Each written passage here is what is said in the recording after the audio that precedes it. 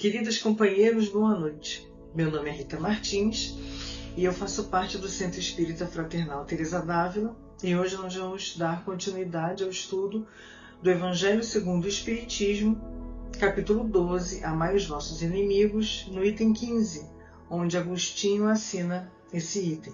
Mas antes de começar o nosso estudo, vamos fazer a nossa prece. Senhor Jesus, amigo querido de todas as horas, nossa querida Teresa d'Ávila, patronessa de nossa casa, os queridos Ubirajara, Rafael e Francisco e tantos outros espíritos anônimos, mas presentes em todos os trabalhos desta casa. E o nosso Pai, Criador de tudo e de todos, justo e bom, pedindo a todos eles que nos sustentem e nos amparem, dirijam a nossa palavra, dirijam o nosso pensamento, para que possamos trazer a luz que é o Evangelho para todos os corações aqui presentes, encarnados e desencarnados. Abençoa-nos, Mestre, agora e sempre. Graças a Deus.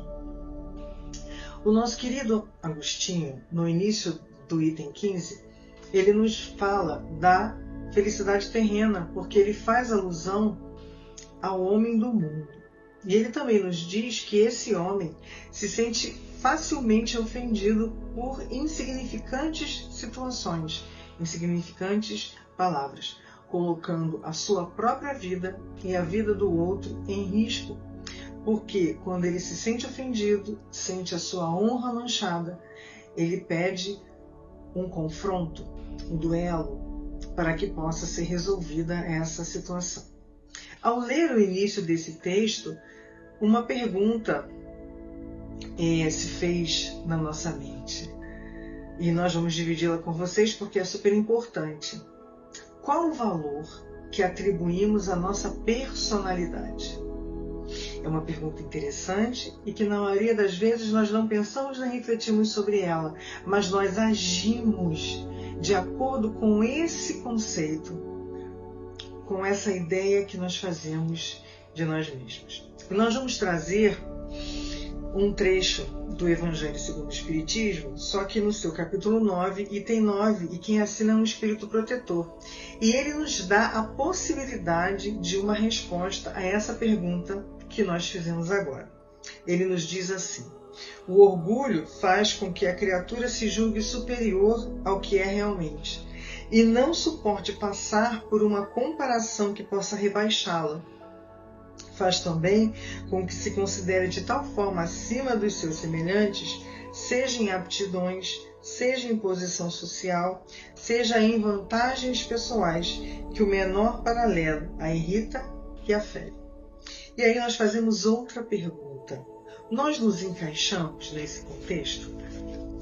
Essa pergunta ela é muito importante porque exige de nós uma autoanálise, uma autocrítica, porque essa avaliação ela é uma base para o nosso relacionamento interpessoal. Porque se nós nos julgamos superiores aos outros, nós não vamos acolher a opinião daqueles que convivem conosco ou até mesmo daqueles que nós encontramos na via pública, num coletivo, na fila de um banco, de um supermercado. Nós nos sentimos superiores, então o que eles disserem não terá importância, nem terá eco dentro de nós, porque a nossa opinião, a nossa situação, a nossa inteligência é superior à dele.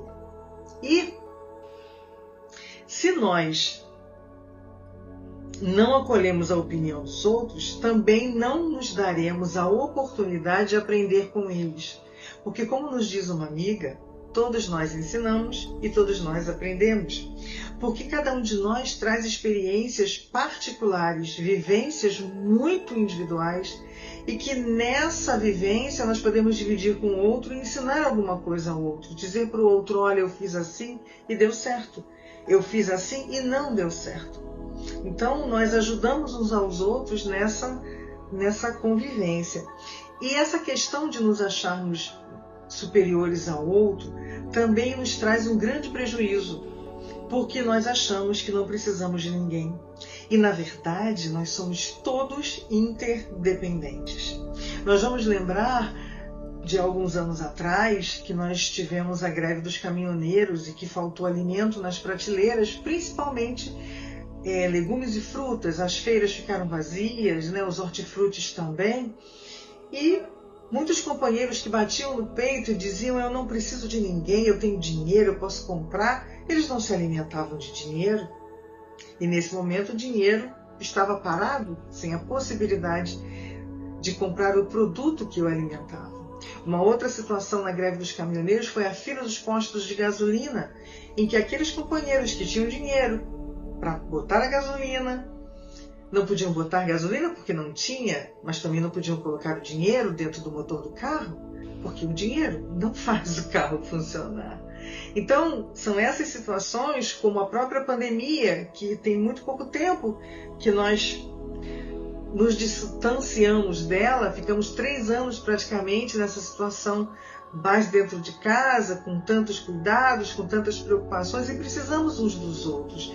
Principalmente os companheiros que têm a saúde um pouco mais complicada, um pouco mais delicada, precisaram de outros para que fossem, né, fazer as suas compras, fazer seus pagamentos às vezes, uma série de situações. Então, nós somos todos interdependentes. E quando a gente se sente superior, a gente acha que não precisa de ninguém. E esse convite para que a gente faça essa reflexão é importante para que a gente não espere estar num leito de dor, num leito que te limita, para perceber a necessidade que temos uns dos outros. Para perceber o como é importante ter alguém para nos dar um copo de água, para nos dar o alimento, para nos ajudar no banho, para conversar conosco, para cobrir o nosso corpo com um cobertor, para colocar uma meia nos nossos pés para aquecer. Então, que a gente não espere chegar num caso, numa situação extrema, para que a gente possa dar valor aos outros, para que a gente possa perceber o quanto somos interdependentes, o quanto precisamos de alguém que nos ajude nas situações mais inesperadas possíveis. E, no decorrer do item, Agostinho também nos fala que um outro motivo pelo qual podemos colocar a outra pessoa em risco seria a cobiça e uma necessidade qualquer. Porque o primeiro motivo é o orgulho. E ele diz que o orgulho, que é o primeiro motivo, ele é 100 vezes mais culpado do que essa cobiça e essa necessidade. Por quê? Porque o orgulho, você elabora ele dentro de você. Em muitas situações, o orgulho ferido promove dores do nosso corpo, promove, às vezes, até dificuldade de respirar, promove uma intensa transpiração. Então, você tem o tempo de elaboração desse orgulho e um planejamento de uma situação em que você possa, digamos assim, tentar corrigir o erro do outro, porque ele não poderia ter falado comigo daquela forma, ele não poderia ter me tratado daquele jeito, ele não poderia ter deixado a situação acontecer daquela forma. Então, essa situação do orgulho, ela é 1000 vezes, né? Ele fala 100 vezes, eu estou exagerando aqui, 100 vezes pior do que essa situação da cobiça, porque às vezes no momento de desespero, alguém entra na casa de uma outra pessoa para roubar, para tentar usurpar, e às vezes, né, naquela negação, naquela luta, a pessoa pode, né, cometer um assassinato ou pode até mesmo se ferir, ou se o outro estiver armado de qualquer uma outra arma que fira, o que possibilite isso, possa matar aquele também. Então é interessante a gente fazer essa reflexão. E é importante também perceber que o nosso querido Agostinho, ele não está querendo justificar o assassinato em casos de desespero. Ele só está nos lembrando que muitas vezes, ou na grande maioria das vezes, o móvel que nos faz duelar, seja com armas, como nós fazíamos há bem pouco tempo atrás, ou com palavras, ou com pensamentos, é 1000 vezes pior, 100 vezes pior, eu estou exagerando muito, é 100 vezes pior, porque você, além de colocar o outro em risco, você coloca a si mesmo não só por conta da arma que talvez seja usada, mas quando você usa o pensamento e você usa a palavra, você está se envenenando. E a gente sabe que o pensamento ele está em volta de nós. E nesse momento a gente também contamina o ambiente que estamos vivendo. Contamina a psicosfera, contamina o ambiente em que outras pessoas estão junto conosco. Então é isso que Agostinho vem nos trazer, para que a gente possa identificar o orgulho ferido e perceber que é ele que está ditando as normas e não nós. E a nossa querida Teresa d'Ávila, a nossa patronesse, ela nos fala da importância de desenvolvermos a humildade. A humildade ela tem várias facetas. E a que nós vamos trabalhar aqui, agora, que é a que Teresa nos fala, é que a gente possa reconhecer o que somos capazes de fazer e o que não somos capazes de fazer. Reconhecer que não somos nem mais nem menos. Reconhecer o nosso real valor. E isso só é possível através de uma autorreflexão, de uma autoanálise, de uma autocrítica. E ela também nos fala que nessa situação, nesse desequilíbrio de nos acharmos mais ou de nos acharmos menos, nós estamos ofendendo a Deus da mesma forma. Porque quando nós nos achamos menos, nós não cumprimos com a parte que nos cabe na obra da criação, porque nos sentimos incapazes, não cumprimos com a parte que cabe de nós conosco, de nós com o outro, de nós com o planeta, porque temos responsabilidade sobre o planeta que está nos servindo de casa. E a partir da nossa evolução, o planeta vai evoluir.